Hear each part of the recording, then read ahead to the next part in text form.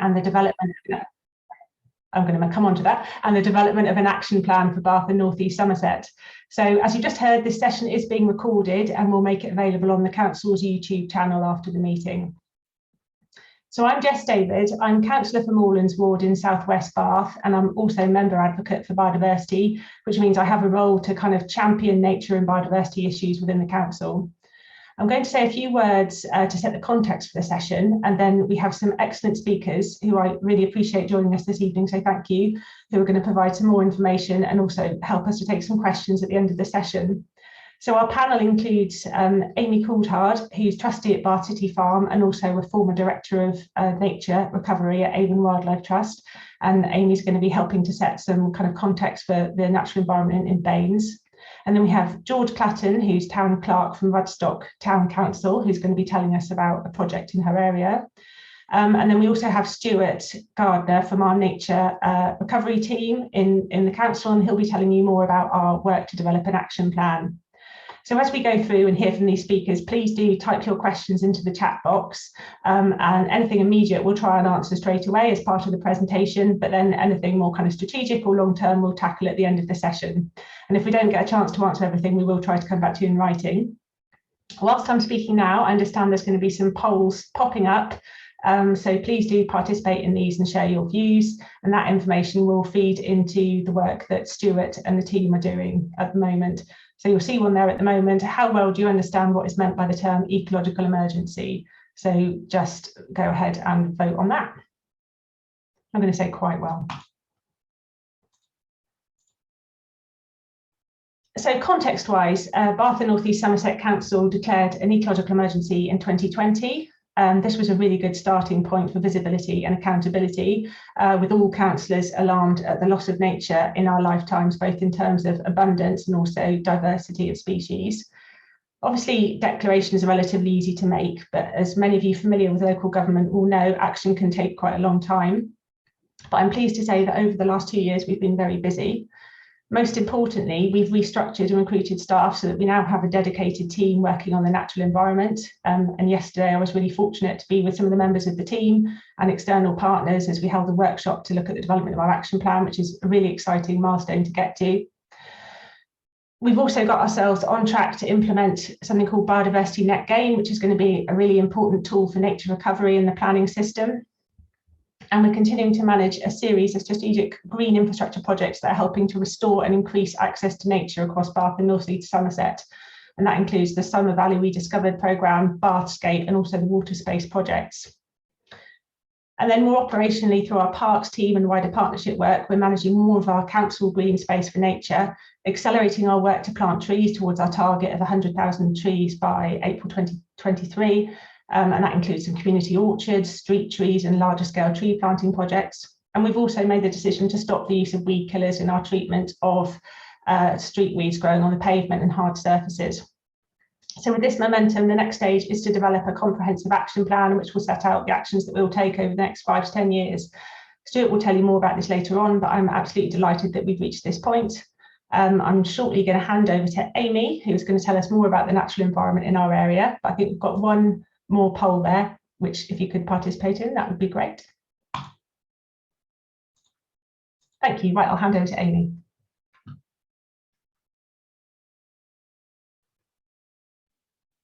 Thank you, Jess. Hopefully you can all see a presentation. Is that working? Great. That's a good start that the presentation's working. Yes, so as Jess said, I've been privileged to work in Bath and North East Somerset for over 20 years now, which is a little bit scary, for a variety of charities, government organisations, and now Wessex Water. And all of the roles that I've had have been based around nature's recovery and delivering that in the area. I've worked both in this region and other regions, but Bath and North East Somerset is also my home, so I'm a resident, and so I've got involved in a lot of the sort of action that's gone on here as well. So I'm just going to talk you through a little bit about what's so particularly special about Bath and North East Somerset. I think probably when people think about large areas for nature's recovery, they're thinking national parks, they might be thinking about Scotland or Wales or these really huge landscapes. And actually, you might not think so much about your doorstep, but actually Bath and North East Somerset is an incredibly varied landscape. And we're really, really lucky, particularly in this area, that it's really nature rich.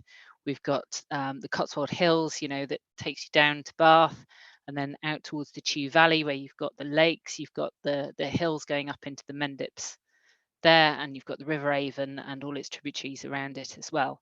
And what that makes for is this incredibly rich landscape of species-rich meadows, so really flower-rich meadows. If you go out to Folly Farm, one of Avon Wildlife Trust nature reserves, in the summer, if you go up to their meadows, they smell incredible. There's a couple of pictures there of the knapweed up on the up at the top of the screen there. They're really packed full of wildflowers, and they're just buzzing with insects. They're absolutely full of insects. It's not like that everywhere. There's plenty of areas that aren't like that at all. They're intensively managed for agriculture, or they might be concrete deserts. But actually, as you go into the city, there's nature rich areas in the city as well. You've got Bath City Farm, which again is a fantastic haven for wildlife in the city, but also right the way down to people's gardens, people's window boxes. And some of the wildlife that this supports is really rare. The areas around Bath are particularly important for bats. We have a particularly large population of great horseshoe bats, which some people find a bit scary. They're really not. They're really quite cute and fluffy, but they get a bit of a bad reputation from horror movies. They definitely don't get caught in your hair, and they're not vicious. They're beautiful creatures, and the fact that we have those bats is a sign that we've got some really healthy ecosystems, and we do have the insect prey that's needed to support them. But it's not just the bats. It's really good for butterflies and other invertebrates, but also some of the larger mammals. We've got a growing population of otters, and more recently we discovered that we have a population of beavers which is really fantastic.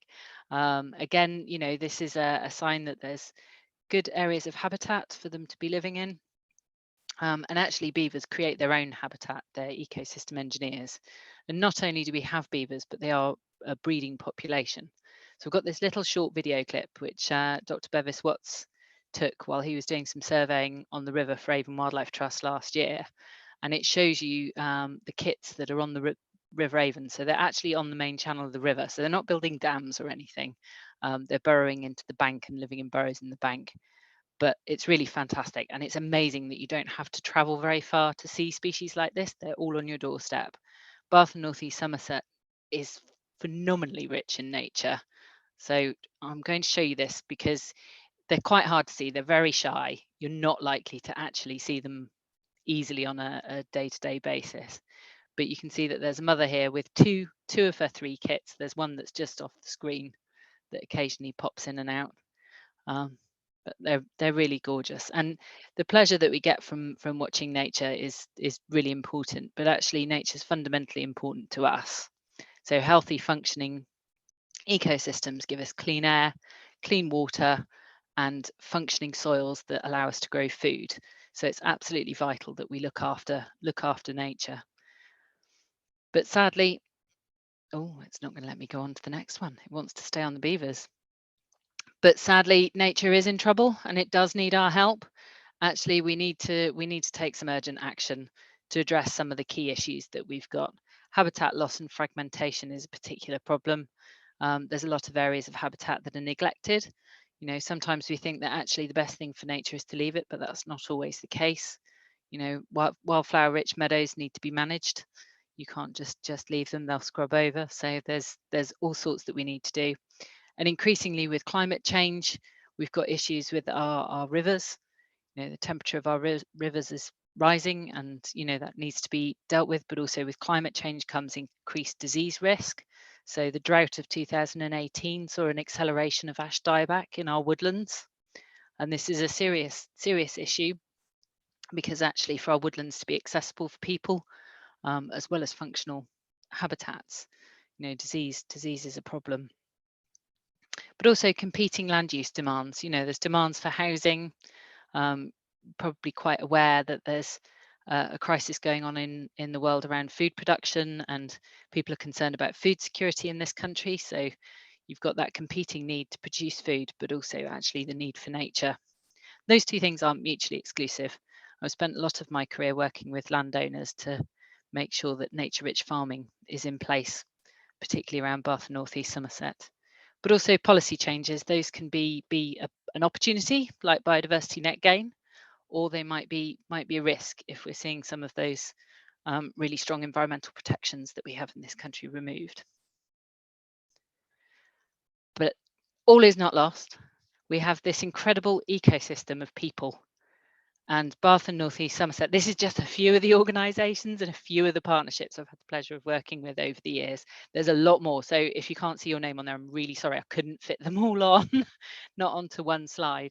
And the levels of action, you know, some of those are national organisations, some of them are really local, some of them are community based, and sometimes action comes down to just one individual. It might be one individual doing things in their garden that then people copy, or it might be a landowner doing something at a large scale, or a group of landowners doing things at scale.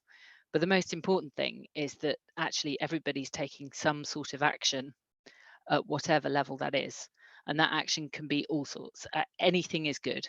Small scale, large scale, teaching people so that they want to do more. Whatever it is you're doing, keep doing it. You're part of that ecosystem and part of what makes Bath and North East Somerset a really nature-rich county. That's it from me. Thank you very much, Jess, for giving me a chance to speak. Thank you, Amy. That was a really inspiring introduction, and good to see the video footage of the beavers on the Avon as well. Right, I'll hand over to George now, who's going to tell us about some work in Radstock. Thank you. Thank you.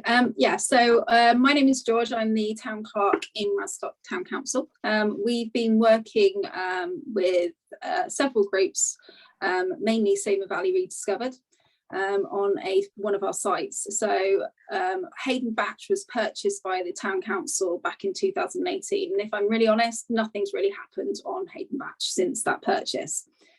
The idea of the purchase was to preserve the land for future generations. It's a beautiful site, and one thing that's really obviously prevalent within Baines is coal mining tips, but they're all different, and that's what's quite amazing about this site, is that actually it was flattened, and it's a 28-acre site, and nature has taken its course, and some amazing grassland has grown, and it's a beautiful site. We have lots of dog walkers, lots of people using it for lots and lots of different purposes. And then Somer Valley Rediscovered got in touch and said, well, what are we going to do about this? It does need some maintenance. It might be lucky that you've bought this land, but actually it does need some maintenance to keep it in the way it is, and to make it as biodiverse as possible. So we came up with some funding for a master plan, and we went out to the public and asked them what they would like to do with the site. And what was really, really, really lovely is that everyone came back and said that they wanted to preserve it from nature. They wanted it to be kept more or less how it had been, and continue to thrive, really, not to be opened up as a tourist attraction, not to be used as anything wild or crazy. They literally wanted to support the nature that thrives onto it. We're also very lucky because we've got a number of local residents and local groups that take a shine to Hayden Batch. So we've partnered with people such as Cam Valley Wildlife Group, who have been able to support us with studies and surveys on the site. So they've done numerous surveys on bats and moths and butterflies. There's been over 20 species of butterfly found on the site. Some of them are quite rare as well, and even 2 orchids have been found just last year, well actually this year, in the last few months. So a bee orchid and a green winged orchid, which are both fairly rare actually, have been found. It's been an absolute learning curve for me as well, because there are so many people that have got so much knowledge, and without that support, I think groups and small councils, like, you know, we're a town council, but we have not got lots of expertise and etc., we would potentially do the wrong thing. So actually people think of climate and ecology emergencies, and they think let's plant some trees, and that's not the case, especially with Hayden Batch. So the grassland is actually more biodiverse than planting lots and lots of trees, which is just absolutely unbelievable. So the results of the master plan, we went to public consultation. The public were really they liked most of the ideas. They wanted to encourage footpaths to be used so that some of the areas could be protected by nature. And so then it comes on to funding. So where do you find the money for this? So biodiversity net gain is one option. But actually the site is already so biodiverse, it just needs maintaining. So we've clubbed together with Somer Valley Rediscovered, and we've been really lucky in the fact that it was just announced last week that funding has been granted for 5 sites across the Somer Valley area, and we are one of those. So there are 3 further sites in Midsummer Norton and 1 in Westfield. The one in Westfield almost joins up to us at Hayden Batch, and all of these sites will have improvements done to them to help sustain them and make them into more biodiverse areas. And then the only other thing I did want to mention is that the town council absolutely want to protect this site for future generations. So without this funding, we would absolutely not be able to do the work that we'd love to do, which has been amazing. But equally, we want to protect that for the future. So the idea is that hopefully we get to a stage where we can protect it for the long term and actually create it into a known nature reserve for the future. Thank you, that's it from me. Thanks, George. That's a really positive note to end on, and really good news about the funding. And yeah, it'd be good to hear more about how people have been involved in the development of those plans and what we can expect to see over the next couple of years. Right, I will hand over now to Stuart, who's going to tell us about the council's work. Thanks, Jess. I'll just share my screen for a start. So that's working fine, is it? Great. So I'm Stuart. I'm the Nature Recovery Manager in Baines Council, so part of the Green Transformation Team. Thanks to Amy and to George for those presentations. It's great to get a sense of how special Baines is in terms of its natural environment, the opportunities there are, and the threats facing it as well.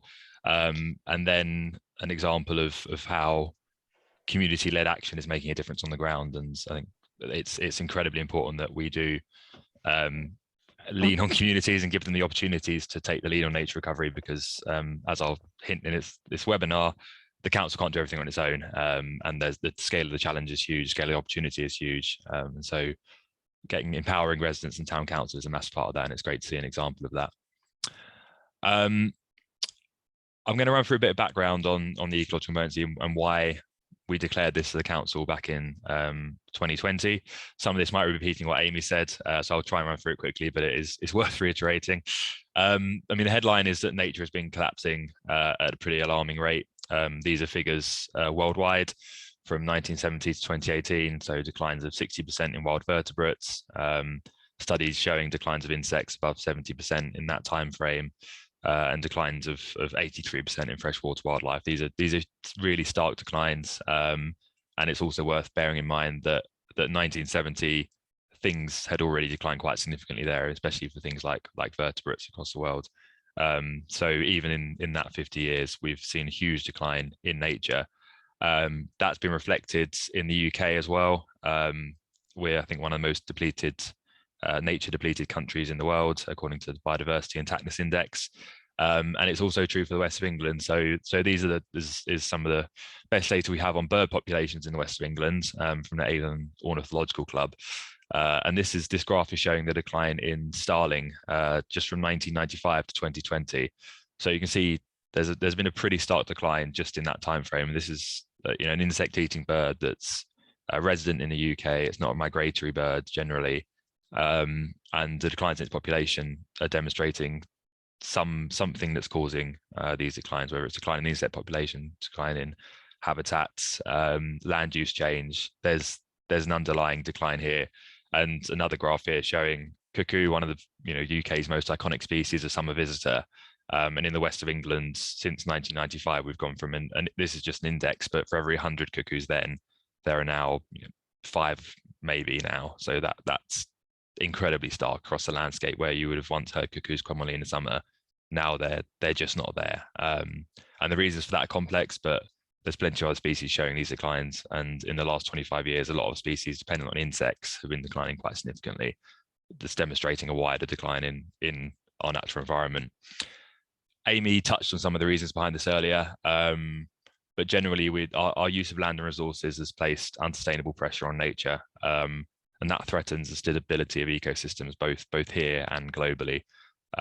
That's due to a variety of reasons, changes in land use particularly, and loss of habitat. 70% of the UK's land is farmed, which is obviously incredibly important for food security, but it has removed a lot of those places where nature is reliant on to thrive. Pesticide use and pollution obviously cause significant declines in populations of various animals and insects. Climate change is putting additional pressure on wildlife when it really isn't in need of it. Non-native species, again, more and more non-native species in the UK, and they're placing pressure on our native species, and they're affecting the stability, the functioning of ecosystems. And it's also worth mentioning our freshwater environment is also in a bad state, with barriers to fish movement, poor water quality, etc., meaning that our fish and insects in water are also suffering huge declines. The question is obviously, why does it matter? Apart from, I think hopefully a lot of people agree that there's an inherent value in nature. Like Amy was saying earlier, there's a joy to be found from watching those beavers and knowing they're out there. But it's more than that. We're all dependent on nature. We're dependent on clean water it produces, the food we grow, which requires pollination from insects. We're dependent on nature to decompose our waste, recycle nutrients, and we're dependent on nature for pest control. So without nature, we don't have that clean water. We don't have those regulation of soil and nutrients. We don't have the food we need to survive. I think it's 3/4 of crops in the country are dependent on insect pollination. They wouldn't exist without those insects being available to pollinate them. We also know that nature is incredibly important for our mental and physical health. So there's lots of data showing how important it is to get out in green spaces for people's health and how that benefits their mental health, their physical health. It provides us with flood management. It also has a benefit for our recreation, ecotourism, and our economy as well. So there's a huge range of reasons why the decline in nature is an emergency for humans as well as nature itself. But restoring nature isn't just about the doom and gloom. It's also a massive opportunity, both for that intrinsic value of nature, but for our health and well-being, as I mentioned. Creating more nature-rich green spaces provides opportunities for people to get out, to improve their physical and mental health, to connect with nature. We're in a climate crisis as well, and tree planting, grassland creation, restoring wetlands offers huge opportunities for carbon sequestration to fight the climate crisis.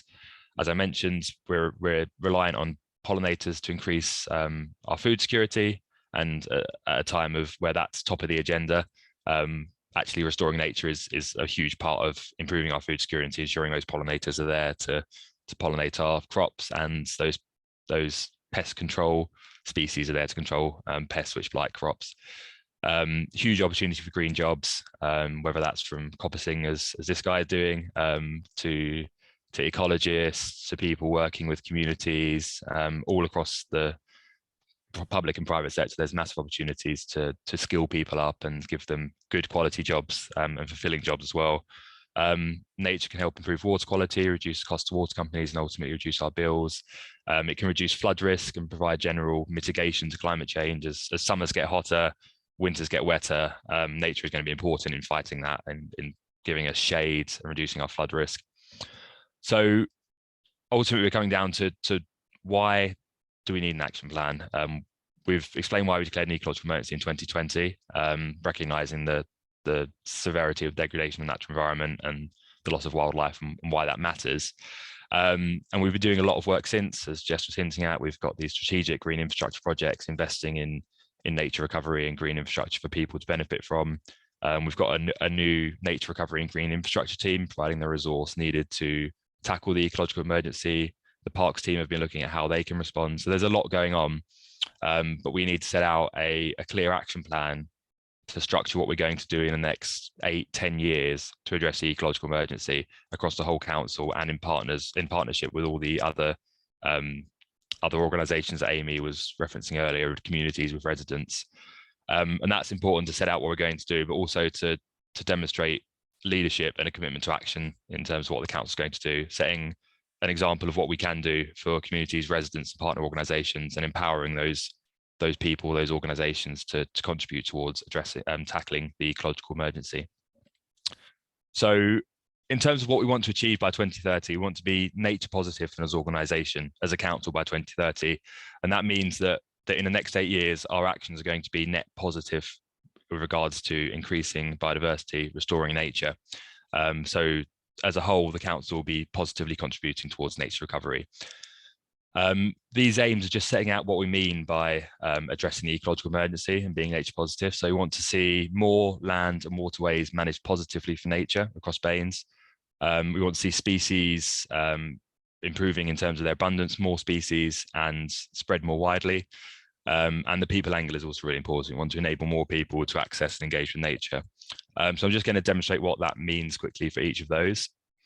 So in terms of land, we want to be creating more land managed for nature, more space for nature to thrive and people to access, connecting those spaces up, because nature, wildlife thrives when spaces are large, when spaces are connected, when those habitats are protected and joined up with each other. In terms of that species, this is just an indicative graph of what we might want to see, but those declines that we've seen since 1995, 1970 earlier, we need to start reversing those. We need to start seeing a recovery by 2030, and that would show us that the natural environment is improving. If these species are responding, then we're tackling the ecological emergency, and we're doing what we can to restore nature, and that will bring all those co-benefits we mentioned before. So there's actions apart from just managing more land, things like reducing pesticides, reducing pollution, that will increase abundance and distribution of species. And then we want people to be able to get out. People who experience nature will care for nature, and those who care for it will take action for nature. But that also, as I mentioned earlier, will give huge benefits to people's health and well-being. So we need to think about how the council can improve people's access to nature and green spaces, as well as directly tackling the ecological emergency. So in terms of moving on to what our thinking of what the action plan will be, we want to make sure that this is an action plan that's targeted at what the council can do, what it's uniquely placed to do to help address the ecological emergency. So it's obviously incredibly important we work in partnership, but this is an action plan for the council, and it will involve working in partnership. We want to set out very clearly what the council can do across its whole remit to address the ecological emergency, and how it's going to be working in partnership with other organisations, enabling communities to restore nature. It needs to be focused. Resources are limited for everyone, and we need to be taking the most impactful actions, recognising limited resources that exist everywhere across the west of England, and making sure the actions we do take are efficient and enabling change as quickly as possible. And it also needs to be based on our best available evidence, and we need to make sure that, again, that will help us to take the most impactful actions possible. And we want our actions to be clear. We want to be able to review them. We want to be able to check in 2030 if we've done those actions. In terms of what the action plan won't be, I said it's a council action plan, but it will be something that we update going forwards. It can't include everything that we could possibly do, because there's so much that we could do. So we do want to be focused, and we want to make sure that we can update it in a couple of years' time, in 5 years' time, as our evidence base improves and as we start taking actions to restore nature. The other thing to note is that it won't be perfect. Nature is incredibly complex, and we need to make sure that we have the humility to change course if needed. If we find that what we're doing isn't working, we need to make sure that we have the humility to go and change course. So just lastly, and I just want to give a warning here, these actions aren't agreed. This is just some indicative content to show you what the action plan will look like. So obviously we'll have a lot of stuff setting out the content, context, the action plan, but in terms of the actual meat of the document, this is the kind of thing we want to do. So we want to be looking at how the council can take leadership and improve its decision making to restore nature, how we can improve our land management to, say, reduce pesticide use, deliver more trees in the future, how we can increase investment in nature-based solutions to improve the environment and deliver those other benefits. As I mentioned, access and engagement for people, And also we need to be thinking about our evidence and monitoring. So our actions are informed by the best possible evidence, and that working in partnership theme. So those are the key themes we're looking at in our action plan. And these are the kind of timeframes. This is how we're going to set our action plan and make sure that it's as precise as possible, as focused as possible. It'll be a lot longer than this, obviously. These are a very limited set of potential actions that, again, have not been agreed. They're just thoughts at the moment, but I just wanted to give you an idea of what it might look like in the future. And so our next steps going forwards, we had a stakeholder workshop yesterday with some of our key partners across the west of England and BathNES. We want to take on board feedback from that workshop and from today, and any feedback that comes after the webinar from those who are able to watch it on YouTube. Use that to inform the action plan. We're actively speaking, so Karen, who's on the call, and I are actively speaking with other service areas in the council to understand how they can contribute towards tackling the ecological emergency. As I said, it needs to be a whole council effort. And then we're going to have to do a lot of drafting, a lot of talking to stakeholders and the rest of the council. The aim is to publish the action plan in early 2023. And then we need to continue our work on tackling the ecological emergency. That's everything from me, Jess. And I mentioned there'll be another poll coming up now, I think, regarding the most important actions for nature. Thanks, Stuart. Thanks. Okay, I'll just give people a minute to participate in that poll. Just while people are doing that, Stuart, I was just thinking while you were talking that if anybody's watching this via YouTube after this evening, could we leave an end slide with a contact email address that people can use to send feedback on the action plan and their views on how it's developing? Brilliant. So hopefully everyone's had an opportunity to take part in that poll. So we'll now go on to questions. So one that's come in for you, Stuart, specifically is how do you think we can enable the reduction of pesticide use across BathNES? And I think that might be talking both about the council's use of pesticides, but also the wider people, businesses, agriculture in our local authority area. Yeah, it's a really good question. So taking the council bit first, I think that there's a historic use of pesticides, and obviously it's we need to identify probably where the easiest options are first. There's a whole range of reasons for where pesticides are used, and some of those aren't necessarily bad reasons. There's a lot of invasive species we're struggling with across BathNES and the west of England and more widely. Sometimes it is necessarily to use very targeted applications of pesticides to control those, which is actually in the long term potentially could be better for nature. But what we want to do is start identifying where they're used in a way that isn't necessary, and who's using them and why. We then need to work with those teams to understand what the alternatives are. So that may involve manual techniques. It may involve something more innovative. I know there are techniques for electrocution of weeds or use of heat. So it's going to be a case of working with those teams across council, identifying what the use is, why they're using it, whether it's strictly necessary, and then what the alternatives are, and start working with those teams to gradually reduce pesticides. It won't happen overnight, obviously. We want to do it as quickly as we can, obviously, from a nature perspective. But we need to understand that it could be a big turnaround for some areas. More widely, yeah, that the use of pesticides by the council will be pretty small compared to the use of pesticides across the wider west of England. So that is obviously important, because the areas that we're talking about for the council are areas that people access as well, and that we want nature thriving in those areas. People can enjoy that, but the volume of pesticides that's going to be used across agricultural land and other pieces of land across BathNES is going to far outweigh that used by the council. So we do need to focus on how we can enable that. There are hopefully a new agricultural subsidy scheme that's going in that should encourage nature-friendly farming, and that will mean that landowners might be encouraged to use natural alternatives, so natural predators to pests for pesticides, or new technological approaches. So I know there are increasingly kind of use of robots, AI, that can target herbicides much more effectively than just blanket spraying them on fields. But we do need to work constructively with landowners, find ways of communicating the benefits of reducing pesticide use and the need of it. That's going to involve, not just accounts speaking to landowners, but we've got a lot of NGOs in the region who speak directly to landowners, who are experienced in engaging with landowners, And we need to find funding that's going to enable them to do that as well, because sometimes it's you know, for landowners, they're operating as a business as well, and the more we can do to enable them to access funding to reduce pesticide use, the better that's going to be, and the more effective we're going to be. Great, thanks, Stuart. And just as an aside to that, as part of the council's commitment not to use weed killers as part of our treatment of street weeds, I noticed that one of the maintenance teams was trialling the use of hop foam yesterday out on Rush Hill, which I know is a no chemical alternative. So it'd be interesting to see the role of that. Okay, so we've got a couple more questions coming in. I just wanted to ask one to Amy, which is whether she feels she could comment on what the impacts of the kind of locked in kind of climate change that we expect to see over the next 20, 30 years. What will that mean for Baines in terms of nature? And is there anything that we can do to help adapt? That's a big question, Jess. There's a lot to that.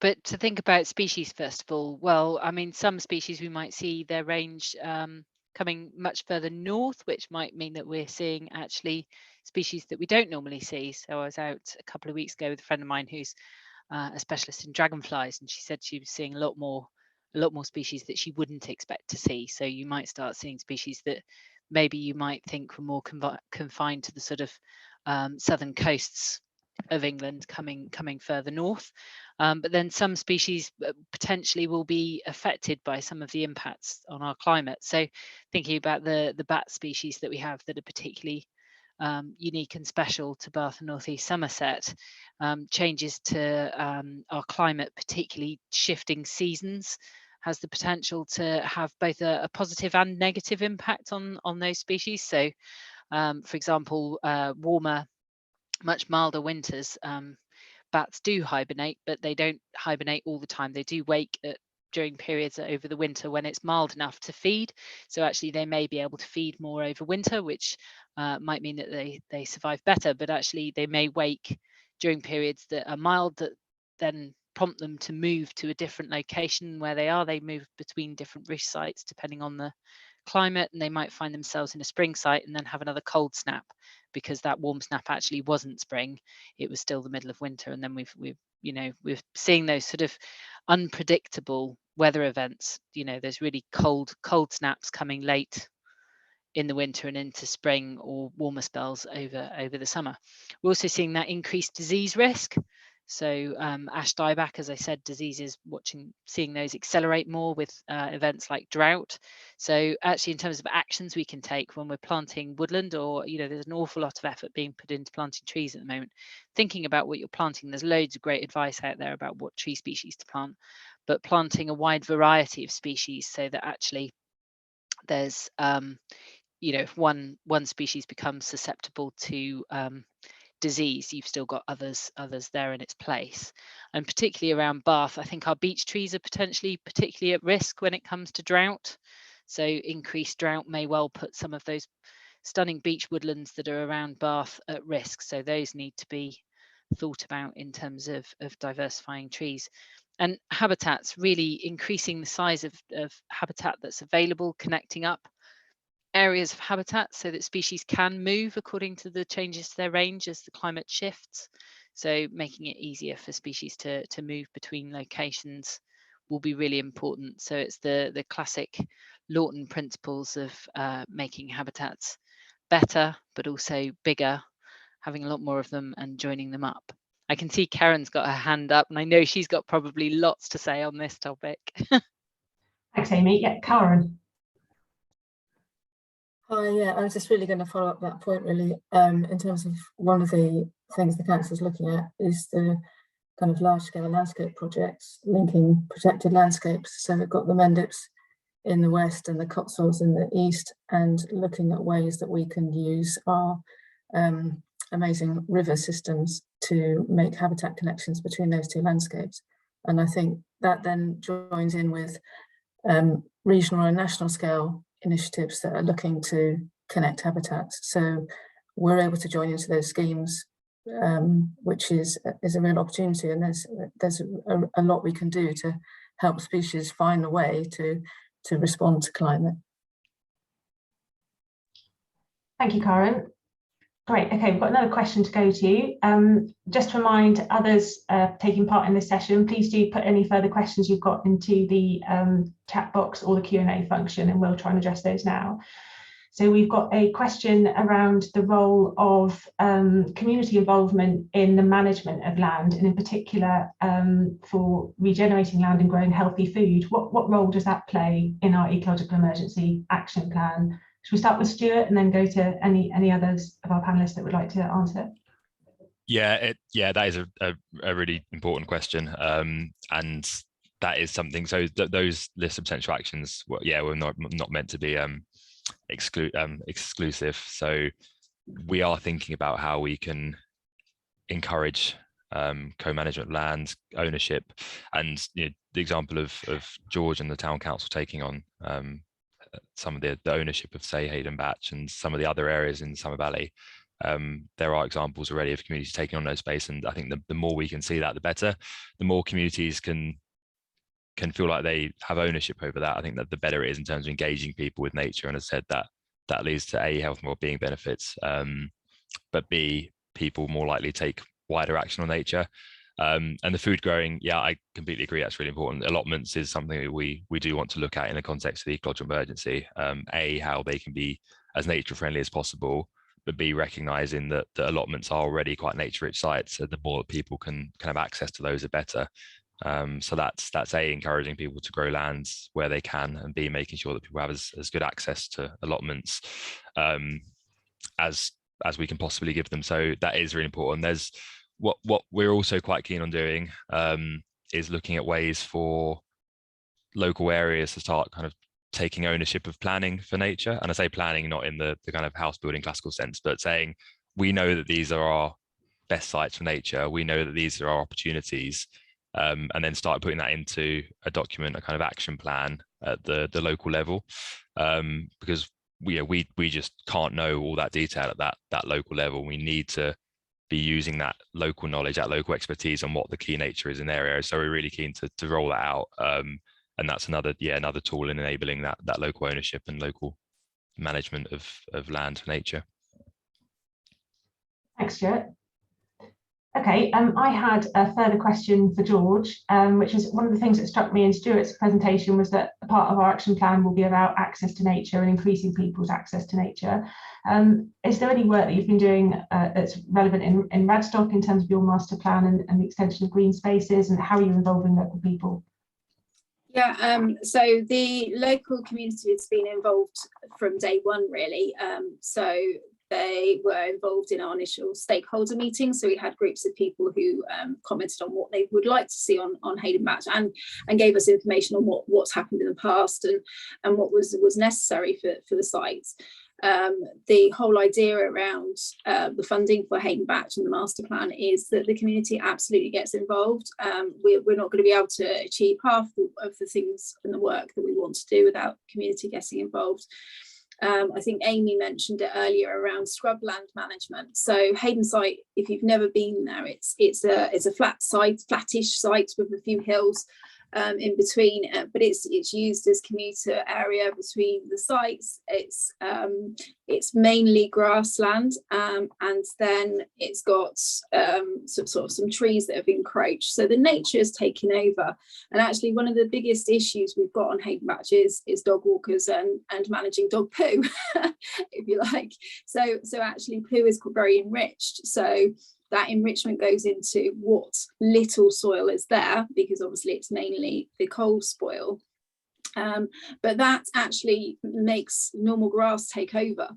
So it actually deteriorates from the biodiversity of the land. So that's something we absolutely need to manage. The scrubland we need to manage as well. So the idea around the funding is that we will be able to get volunteers in to help us manage that. It's not an easy job. It's an easy job, but there's a lot of work that's needed. So we are going to need the community to get involved in that aspect. As I said before, we have an amazing group called the Cam Valley Wildlife Group. And they have been getting involved for years and years and years doing these studies and surveys. and they do events as well. So they've been encouraging people to come on bat walks and moth walks. So they've done moth trapping, butterfly trapping, and those sorts of things to help support their work as well. We actually did a bat walk last week. So Miriam from Somer Valley Rediscovered also came in last week to talk through bats and the presence of bats and how important their habitats are, etc. So all of those things are happening already, and it's just going to grow with the funding pot that we've been really successful with. So I'm so pleased for the community, because it's definitely something that's been needed up there. So does that kind of answer your question? Yeah, it does. It does. Thank you very much, George. Just on a bit of a sideline, we do have another site within the town council, which is a recreation grounds, and we are actually looking at community growing. So I think there's a lot of community growing patches that are coming about. So we're working very closely with Radstock in Bloom, who do a fantastic job. So we're hoping to have some community gardens and potentially some food growing sources as well, to answer the previous person's question. Brilliant, thanks, George. Okay, so we've had some more questions coming in. One of these is very topical, and it's about some of the concern that environmental lobby groups have been raising over the last few days about the kind of threat of deregulation for the environment, basically, and in particular, or linked to that rather, the concern that the government is thinking about scrapping its environment land management scheme trials, which have been taking place over the last couple of years, intended to kind of incentivize farmers to do more for nature. And I can answer that personally to say, yes, absolutely, it's something I'm very concerned about, and I've raised with local MP Vera Hobhouse, and I know that she's had hundreds of similar emails come through from residents, and she'll be speaking loudly and clearly in Parliament about that. And also, as administration, we'll be writing to DEFRA ministers to register our concerns. So I think we all have to be very concerned about the national and I think international context, whilst continuing to think about what we're doing in Bath and North East Somerset. I don't know if any other panellists want to comment on that, or just nod. I mean, I completely agree. It's absolutely crucial, the LM scheme. And we do have the West of England Nature Partnership, which Baines Council is a part of, and the Bristol Avon Catcher Partnership, who I think would be good places to fill those any feedback to national governments through, because they have a really important voice, showing that a collection of organisations are sharing the same view often adds more weight. So hopefully that is a good way of sending that voice, that collective voice, across the West of England to national government. Yeah, thanks. And Amy? Only to add that over the last 20 years, landowners around the city of Bath and throughout Bath and North East Somerset have made significant contributions to nature conservation, funded by those sorts of schemes. Those schemes are really important in terms of providing funding for creation of habitat and really delivering those sort of resilient, nature-rich landscapes. So, yeah, I think write to your MP. Yeah, thank you. Okay, we've got a couple of final questions. Big one for Stuart, which is how is the council going to measure progress on nature recovery? How will that work? Yeah, that's a very important question, and Karen might have some thoughts on this as well. We are thinking at the moment, Karen and I, and with other colleagues in the council, about how we do this. There's a few things here. We need to be able to measure the new habitat we create, the state of it, and we also need to be able to measure the response in species, and the latter is very difficult. Species are very hard to measure, especially things like insects at the landscape scale. We do have things like the Avon birds ornithological report every year, but I think we recognise that we need more data on species, or we need to be able to make better use of our existing data, because ultimately, if by 2030 wildlife is still in decline, there's probably something that's not going right. So we want to be doing that. We want to be monitoring things like our tree canopy cover, the extent of new habitat created. We need to find ways of monitoring things like how we reduce pesticide use across the council, the state of the sites that council that's in council ownership and council management. So how well are they working for nature? how can we get to, I think the Wildlife Trust has a 30 by 30 target. So can we have 30% of our land in management for nature by 2030? So there really is a huge variety of things you want to be measuring. There's no kind of single indicator that will let us know if we're responding to the ecological emergency, but we're looking at things across land management, people's engagement and access to nature, and species response. And Karen's probably got some things to add. I was just going to say really that we will be having performance indicators for our response to the ecological action plan, but we have got to give them a bit of thought so that they are meaningful and give us the a proper indication that the work we've put in place is having an impact. So at the moment I can't say specifically what they are, but we will be working on them and learning from others and setting out some sensible and very practical ways of monitoring that. But a bit of that is also about communication, and at the workshop yesterday with our wider stakeholders, it was very clear that lots of people are doing lots of things, but we don't always know about it. And one of the most important things really is to be able to map and collate what we're all doing and to make connections between ourselves. So as well as we need a bit of a baseline in terms of where we are now, in terms of some key species and habitats, we need to be able to share and record what we're all doing, and we need to feed back to each other. So it's a bit of a challenge, but we've got a lot of people's brains to draw on. So we hopefully will come up with a good approach. Thanks, Karen. Okay, we've got one final question, which is about the use of Section 106 money, so money that comes through from development, and where that's earmarked for improving or providing new green spaces in Bath and North East Somerset. Will the council work with town and parish councils in discussions on how this money is used? From my point of view, I think the answer is yes, absolutely. We should be working very closely together, and I believe that's the case with our current master planning project in Keynsham, looking at the Memorial Park. And please do get in touch with us if you think that's not the case, or if there's any green space that you want to discuss, and we can signpost you onto the parks team. Stuart or Karen, do you want to add anything to that? No? Right. I guess just to add on that last point, when you were saying to contact us regarding green space, I think generally if there's an idea you have as a kind of community regarding a green space or anything else that you think would help to address the ecological emergency or improve people's access to nature, let us know, because there are sometimes funding pots available for communities specifically, and the more ideas we have, the more ideas we can kind of pick up that are ready to go, the better chance we have of accessing those funding pots and bringing more money into Baines for nature recovery. Yeah, brilliantly, and the more we can do together, the better. Okay, so that brings us to a neat point of if you're watching this on the YouTube channel and you want to get in touch, I've got an email address for you, which is nature_recovery@bathnes.gov.uk. So please do get in touch with the team via that email address, or of course you can email your local councillor and ask comments to be passed on.